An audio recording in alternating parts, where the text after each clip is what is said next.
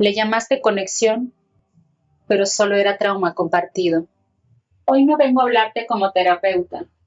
Vengo a hablarte como esa versión tuya, que se aferró a alguien creyendo que por fin había encontrado el amor.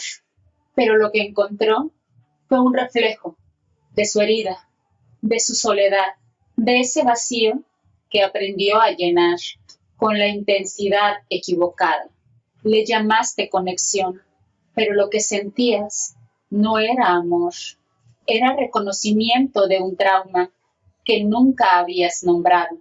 ¿Sabes por qué dolía tanto alejarte? Porque por primera vez alguien te entendía, no porque te amara, sino porque había sentido lo mismo. Y eso puede confundirse con magia, con destino, con alma gemela, pero a veces solo era una herida parecida buscando compañía. Ambos sabían lo que era no ser vistos. Ambos sabían lo que era mendigar amor con la sonrisa puesta. Ambos estaban tan rotos que se confundieron con piezas que encajaban. Esto no es para culparte, ni para juzgar lo que viviste. Es para que entiendas por qué duele tanto soltar incluso lo que te dañaba.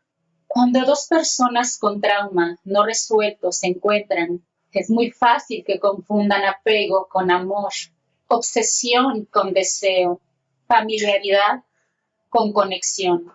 Pero el cuerpo no se sana solo porque alguien lo abrace, se sana cuando dejamos de entregarlo como último intento de ser amadas.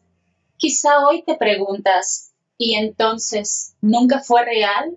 Fue real, pero no fue sano. Fue intenso, pero no fue recíproco. Y ese es uno de los mayores duelos del amor adulto. Aceptar que una historia te hizo sentir viva, pero también te estaba matando por dentro. Soltar no siempre es dejar de amar.